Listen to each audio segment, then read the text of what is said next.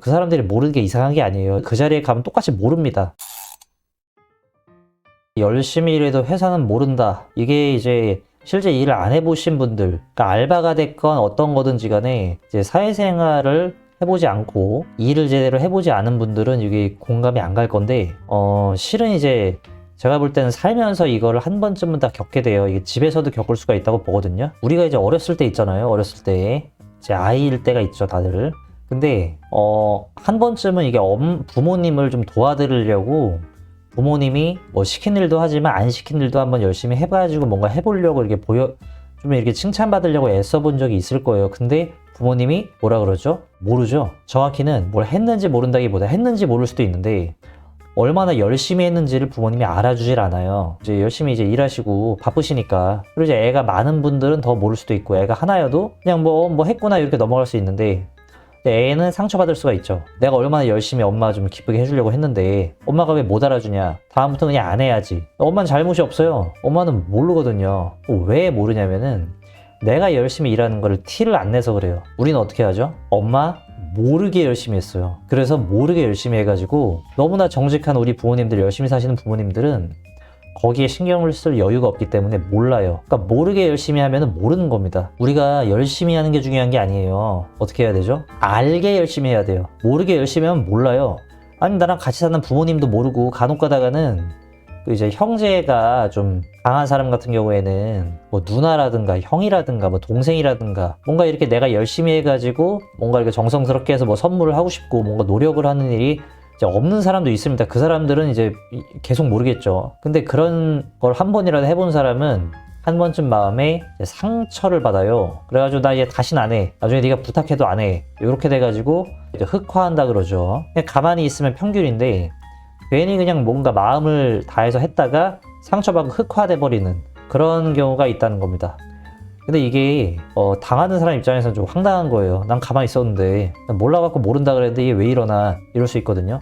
요런 거에 대한 내용인데, 자, 이게 회사에 좀 적용을 해보자면, 자, 이제 회사에서 여러분이 일을 한단 말이에요. 취직을 해가지고 일을 합니다. 근데 회사에서 일단 우리가 이제 항상 가성비 생각하고 또 그 다음에 효율을 따져가면서 일을 한단 말이에요. 근데 그러면 뭘 하는 게 시간 낭비가 되냐면 정리하면서 뭔가를 하는 게 시간 낭비예요. 왜냐면 어떤 걸 갖다가 어떤 주제를 가지고 여러분이 뭐 PPT를 만들거나 엑셀 갖다가 뭐 견적서 같은 걸 만들었어요. 근데 이게 요거를 결과물만 가지고 딱 제출을 해버리게 되면은 받는 사람은 그냥 이거 만들었구나, 아니면 어디서 그냥 틀 갖고 와가지고 숫자만 넣었구나, 이런 식으로 생각할 수 있는데 그 과정을 사람들은 몰라요. 그 사람들은 우리가 제출한 어떤 그것만 갖고 분석을 하는 사람이 아니잖아요. 그 사람도 일을 해야 되는데, 결정권자고. 그렇기 때문에 복잡하게 생각을 안 하거든요. 근데 그러니까 복잡하게 생각 안 하기 때문에 내가 아무리 열심히 했다는 걸 티를 내도, 열심히 했다고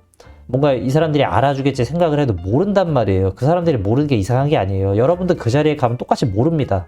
그리고 알게 모르게 나도 다른 사람의 뭐 중간 관리자라 그러면 내 아래 사람의 열심을 내가 몰라주는 상황일 수가 있어요. 그럼 모르는 게 당연한 거예요. 그래서 뭘 해야 되냐면 내가 열심히 하는 걸 사람들이 알 수 있게 해줘야 돼요. 그래가지고 회사에 있다 보면 이런 경우가 있는데, 누가 봐도 일을 대충 하고 진짜 회사에 있으면 이제 남 욕이 나는 뭐 이런 사람인데, 이 사람이 요구를 회사에서 들어주는 경우가 있어요. 왜 그러냐면 이 사람은 회사 욕을 이제 의도한 경우도 있고 아닌 경우도 있는데, 회사 욕도 하고 계속 불만사항을 얘기하고 자기가 얼마나 고생하고 있다는 거를 계속 얘기를 합니다. 그래가지고 이게 처음에는 그냥 왜 저래 그러다가 이런 얘기를 하도 많이 하니까 이 세부적인 실무를 결정권자들은 잘 모른단 말이에요. 그래가지고 이 사람이 다른 사람은 아무 불만을 안 해요. 일 많이 한다, 무슨 뭐 일이 피곤하다, 일이 많다, 이런 얘기도 안 합니다.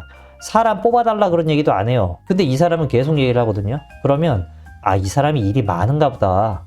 이게 어떤 경우에는 얘가 일이 그렇게 많구나, 계속 말을 하는 거 보니까 얘는 월급을 많이 올려줘야 되겠다. 왜?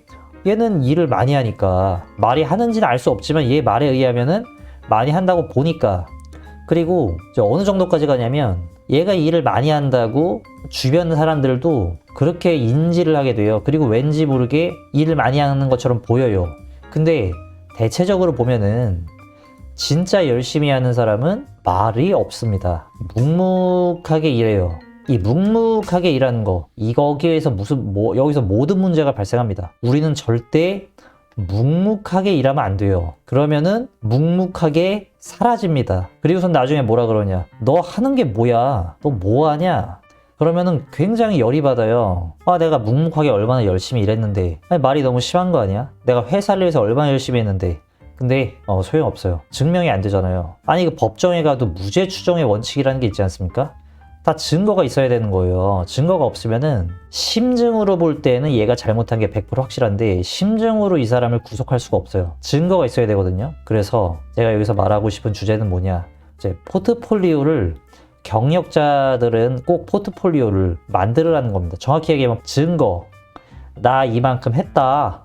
그거를 계속 만들어야 돼요. 이게 이제 이런 억울한 사연이 좀 있으신 분들은 연봉 협상할 때 내가 얼마나 회사를 위해서 여러 가지 일을 했는지 그걸 갖다가 정리를 해 두시거든요. 항상 이거를 준비를 해야 됩니다. 우리의 열심은 아무도 알아주지 않아요. 우리는 우리가 한 성과만 가지고 판단을 하게 됩니다. 지금은 뭐 전자화가 많이 됐지만 옛날에 지출결의서 이런 거 많이 썼거든요. 내가 이제 돈을 갖다가 이렇게 썼으니 내가 회사 법인카드가 없어가지고 내 돈을 썼으니 나한테 입금을 해달라 이렇게 요청하는 건데 이거 영수증이라든가 어떤 그런 거를 갖다가 제대로 증빙을 못하면은 내가 쓴 돈을 못 받아요. 그럼 그냥 헛돈 쓴 거예요. 여기에 대인분들이 어떻게 되냐? 아무리 지금 빨리 결제해가지고 나가야 되는 상황인데도 내 돈 1만 원도 안 씁니다. 왜냐면은 못 받은 경험이 있는 거예요. 그리고 받았어도 이 과정이 너무 복잡했던 겁니다. 그래가지고 안 써요. 내가 왜 써? 어차피 나 돈 받지도 못하고 이 10,000원 받으려고 막 2달씩 걸렸는데 그래서 나는 회사를 위해서 희생하지 않는다. 회사는 나를 이용만 하는 곳이다. 나는 이용 당하느니 내가 이용을 해버리겠다. 옛날에 뭐 삼국지에 뭐 그런 내용이 있죠. 조조가 한 얘기죠. 내가 세상을 버릴지언정 세상이 나를 버리게 할 순 없다.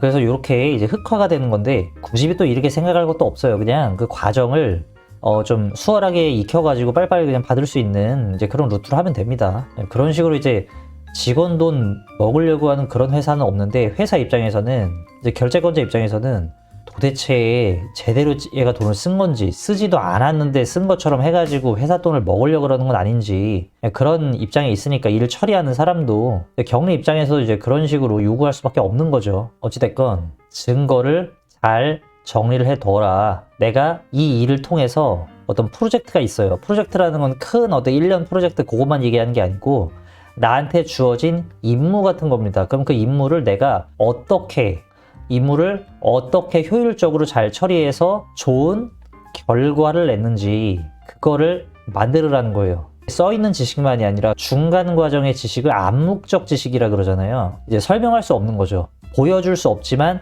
암묵적으로 요런 거를 알 수 있겠구나. 이제 그런 거죠. 얘가 요 정도 할 수 있겠구나. 그런 거. 그래가지고 자격증이 이제 어떤 거냐면 자격증이라는 거는 요 정도 지식을 가지고 있는 자격을 그냥 증명하는 거죠. 너 이거 할 자격 정도는 줄게. 요런 거란 말이죠.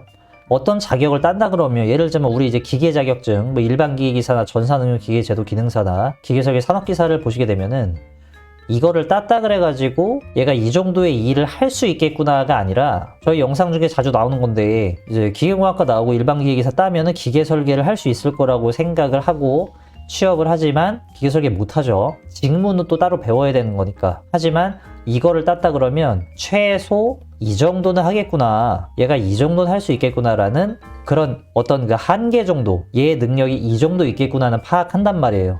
거기에는 뭐 성실성 뭐 이런 것도 포함될 수가 있고 뭐 수학 능력 그리고 CAD 능력 요 정도 파악하는 거죠. 그 정도를 할 수 있겠구나 정도로 생각을 하는 거예요. 그래서 토익 같은 경우도 마찬가지로 제가 얼마 전에 자격증 영상도 찍었지만 그 정도가 답니다. 그렇기 때문에 그 사람이 일을 얼마나 잘할지 못할지는 정확히 알 수 없지만 이제 필터링의 용도 정도죠. 그러니까 자격증에 너무 큰 의미를 부여하면 안 되지만 그렇다고 의미 부여를 너무 안 해도 문제가 있는 거죠. 일반적으로 굉장히 작은 중소기업 같은 경우에는 자격증을 안 보는 경우도 많죠. 왜냐면은 이것저것 따지게 되면은 사람들이 지원을 안 하잖아요. 그래서 기업이 좀 커지게 되면은 사람이 많이 지원을 하니까 필터링이 좀 필요가 하죠. 그래가지고 스펙도 보는 거예요. 그래서 어떤 시절에는 80년대 후반, 90년대까지만 해도 그냥 뭐 학위만 있으면은 취직하기도 어렵지 않았고 이럴 때가 있었는데 지금 취업이 잘 안 되니까 경제 성장률이 떨어지니까 회사가 만들어지거나 부서가 많이 생기질 않잖아요. 있는 데에서 지금 존재하는 바운더리에서 그냥 서로 들어가려고 하니까 스펙을 자꾸 보는 거고 뭐 그런 거 있잖아요. 어떤 물건 같은 경우에도 만들어내는 생산량보다 요구하는 사람이 많아지게 되면 수요가 많아지게 되면은 생산 속도는 그대로인데 요구량이 많아지게 되면은 금액을 올리죠. 그런 겁니다. 그래서 그런 현상이 발생이 되는 거예요. 그러니까 가격을 다운시키려면은 그 물건을 안 사면 돼요. 그럼 가격이 내려가요. 이게 대표적으로 중고 시장에서 그 물건이 안 팔리잖아요. 그럼 금액이 계속 다운됩니다. 그리고 어떤 순간에 금액이 더 이상 안 내려갈 때는 뭐냐? 요구하는 사람이 많은 거예요. 살려는 사람이 많은 겁니다.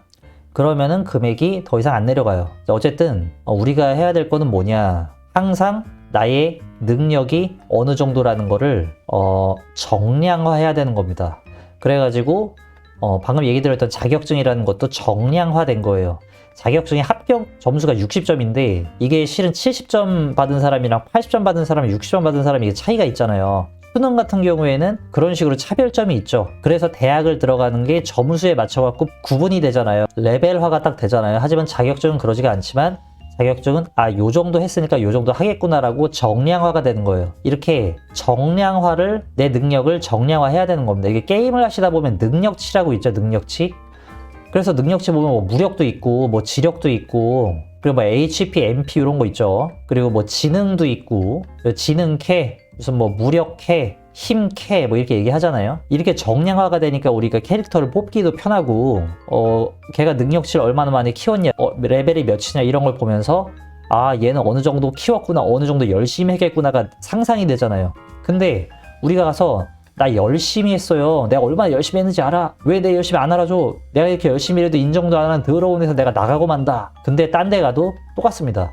내가 열심히 해도 상대방이 몰라요. 그러면 정량화를 잘 한 사람한테 밀릴 수밖에 없어요. 세상이 이렇습니다. 세상에 잘못됐다고 얘기하기에는 그 입장이 안 돼봐서 그래요. 평가를 할 수가 없어요. 정량화가 안 돼 있으면.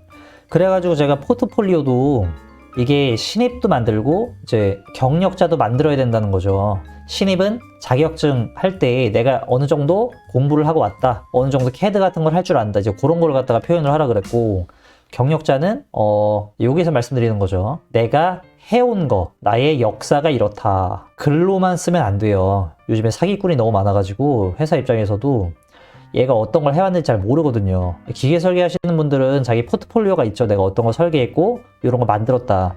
길게 만들 필요도 없어요. 그냥 전문가들 보면 금방 압니다. 그러면 뭐 이렇게 만들 수 있겠죠. 이제 CAD 도면이 있을 수가 있고 뭐 3D 도면일 수도 있고요. 그런 2D일 수도 있고 그런 도면이 있고 내가 만든 거 사진 있죠.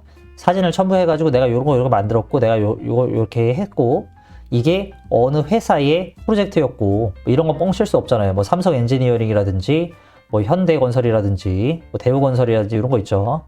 그래서 그런 것들로 내가 이렇게 설계를 해가지고 이렇게 설치를 했다. 그러고 이제 거기에 대해 설명해주고 여기에 쓰인 도면이 뭐 이런 거였고 이제 회사에서 이제 준 이제 원청 도면이 이런 거였고 뭐 나는 여기에서 이런 걸 만들었다. 그리고 여기에 사용된 도면에 보면 영어도 막 나오고 하거든요. 그러면 이 사람이 이 정도의 영어도 할 수 있구나 이렇게 할 수가 있고 또 그 과정에서 내가 같이 일했던 사람이 뭐 중동의 누구였고 어디 일본의 누구였고 이런 얘기하면은 거기서 뭐 간단한 의사소통 기술적인 의사소통은 제가 했었습니다. 그러면 나 일본어랑 뭐 영어 어느 정도 할 수 있겠구나. 뭐 아랍어를 쓰진 않죠. 다 영어로 하면 되니까 그 정도 할 수 있다는 게 또 증명이 되는 거죠. 그렇게 하면서 내 능력이 정리해 가면서도 내가 내 능력을 파악을 하게 돼요. 메타인지라 그러죠. 그래서 내가 어느 정도 능력이 있구나. 우리가 수능 공부를 할 때 뭐 요즘에 실업계에 있는 사람들은 모를 수도 있겠지만 학교에서 중간고사 같은 거 보잖아요. 중간고사도 보고 기말고사도 보잖아요. 그게 내 능력이 어느 정도인지를 파악을 하는 거예요. 그게 100% 그 사람의 능력을 대변해 줄 수는 없습니다. 그건 아니에요. 그 사람의 능력은 추상적인 능력도 있고 창의력도 있고 여러 가지가 있는데 어쨌든 지식에 대한 파악 그리고 내가 어떤 출력할 수 있는 능력에 대해서는 시험으로서 대체가 되는 거죠. 그래서 자격증 시험, 수능 시험, 뭐 중간고사 시험, 토익이라든가 이런 거 그리고 뭐 토익 말하기 시험 같은 경우에도 솔직히 문장 외워서 시험 보는 사람도 있거든요. 근데 문장을 외워서 그 정도 말할 수 있는 정도는 측정이 되는 거잖아요. 어쨌든 빨리 사람을 뽑아야 되고 선별하려면 시간이 많이 걸리니까 그런 식으로 필터링을 하는 거죠. 자, 그런 세상의 원리를 좀 파악을 하시고 억울해만 하지 마시고, 그리고 혹시나 그동안에 억울해가지고 마음이 아프셨던 분들은 정량화하는 거를 열심히 하셔야 됩니다. 그래서 자격증 시험 같은 경우에는 기출문제라는 게 있죠. 수능 시험도 그런 게 있지만, 그래서 문제라는 거는 내 능력을 출력하는 과정을 내가 눈으로 확인할 수 있는 과정이니까 항상 그런 식으로 연습을 해야 되는 거고, 찍어서 맞추는 경우도 생각보다 많이 나오긴 해요. 그거를 갖다 기대하고 뭐 공부하면 안 되겠지만 그런 경우도 있다는 거죠. 그래서 여기에서 정리하자면 항상 모든 나의 능력은 정량화를 해서 나도 내가 어느 정도 능력자인지 파악을 해야 되고, 내가 해온 것들 기억 다 못해요. 정리를 해야 되고, 내가 이런 걸 해왔구나라고 정리를 해놔야 되고, 그래야 그게 회사에서도 받아들여지고, 그래야 그것이 연봉으로도 연결이 되고, 그리고 이걸 보면서 내가 뭘 잘했구나 못했구나를 파악을 해서 내가 앞으로 나아가는 방향, 나는 이거에 장점이 있구나, 이런 것도 알 수가 있게 돼요. 그게 이제 뭐 많이 쌓여야죠. 무슨 3달치를 갖다가 뭐 정리해봐야 소용이 없죠. 긴 기간 동안에 꾸준히 오랫동안 정리를 해 가시면은 이제 그것이 나의 어떤 능력치, 뭐 무력, 지력, 뭐 이런 그런 것들을 파악하고 표현할 수 있는 그런 핵심, 나만의 포트폴리오, 나만의 역사가 되는 겁니다. 자, 그래서 그렇게 꼭 정량화하시라고 말씀을 드렸습니다.